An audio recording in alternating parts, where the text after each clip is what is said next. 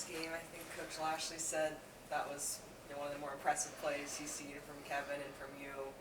What did you see and what's it like when Kevin's facing all that pressure and still finds a way to fight? Yeah, I think it's something he's done a really good job of, focusing on and improving is just being composed under pressure and, being able to make those plays and having the trust in his teammates and, me to be able to come down with the ball.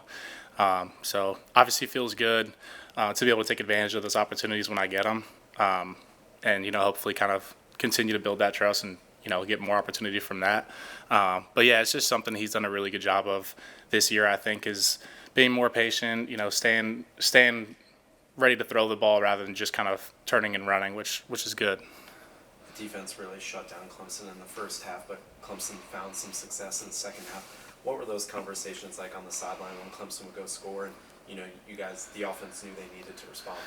Yeah, I mean, for us, it was a great challenge to finally play some complementary football. I think that's been something that, as a team, we've been trying to do all year and, didn't really find, a complete game of that until Clemson. So obviously feels great. And it's just good for the sideline, for both sides of the ball. I mean, when you have that trust on the other side and that, they're going to do their job if you do your job, it's just a really well put together game. I thought it was great, really impressive. What do you see in Wake Forest and how important is it to kind of take these games week by week knowing what you still have ahead? Yeah, our big message is just, don't take the cheese, don't take the bait. People are going to say it's a trap game, however you want to look at it. For us, it's just week by week. That's who we have this week. Wake Forest is a good team. They're super gritty. They make a lot of plays. You can tell watching film like they're a really well-coached team, have a great culture, it seems like. So it'll be a challenge. And, we're going into in an away stadium again, and, it is what it is, but treat it the same as every other week. That same mindset that we're trying to win a conference game, and that's all that matters. And you mentioned that you started ACC play with some home games, then you went to Clemson on the road, now you turn it right back around and go out there. Are there some things that, I know they're a little different environments, but I'm pretty sure, Wake Forest, it's homecoming, so they'll have a juiced up crowd. Are there things you can take away from how you entered Clemson and played to now Wake Forest?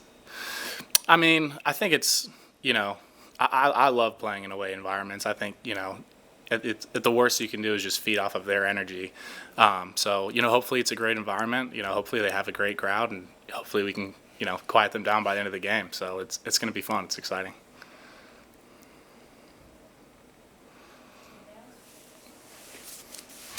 All right, appreciate it. You're good. Amazing.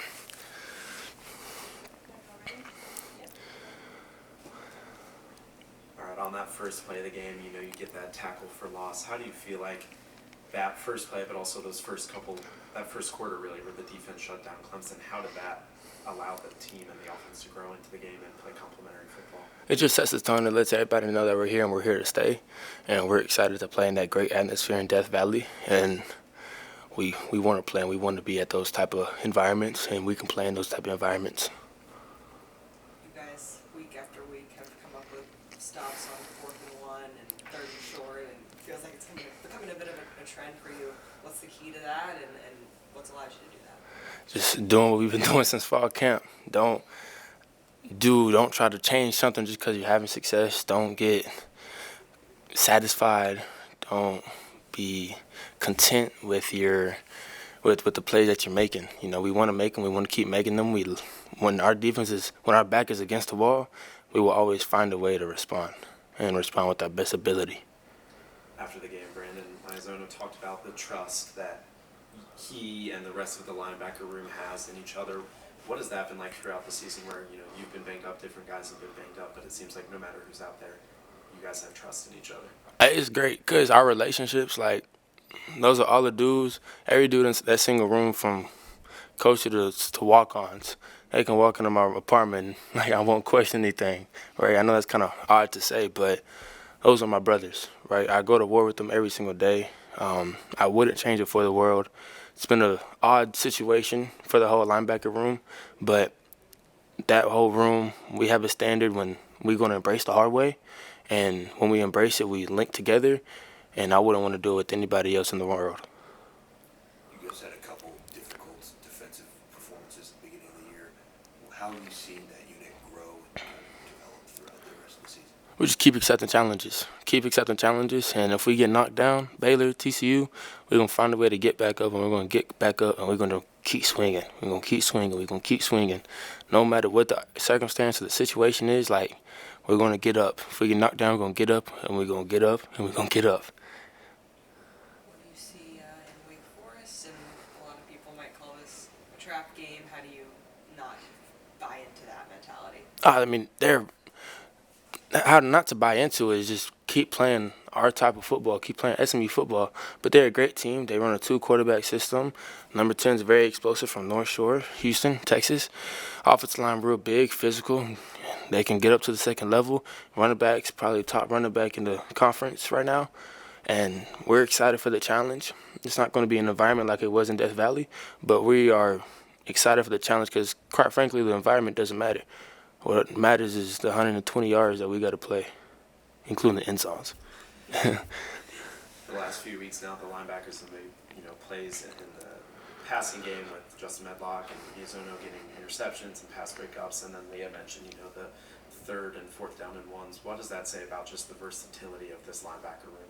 Yeah, we can do it all. Like you just said, we stopping the run on 4th and 1, and we get into the pass game, catching pick. We have 3 picks this year as a linebacker room, going into week 7. It's great. It's great. We can play out in space because this ACC conference is played in space. It's not played within the box. Of course, when you get down to 4th and 1, it's going to start playing a little bit more in the box. But this conference is played in space. To be able to be a great linebacker in this conference and in the country, now football's evolving, you want to be able to play in space, and we have proven that in the linebacker room that we can play in space. And you mentioned Wake Forest running back Damon Claiborne and the success he's had. How exciting is that, knowing the success you guys had stopping the run last week and how successful they are running ball, sort of that strength on strength? Yeah, it's a challenge. And we ain't going to do nothing but accept the challenge. And we're going to come up to Wake Forest, chin up, chest out, and we're going to accept the challenge, and we're going to give our best foot forward. Thank you. Yeah. Thank you. Appreciate it.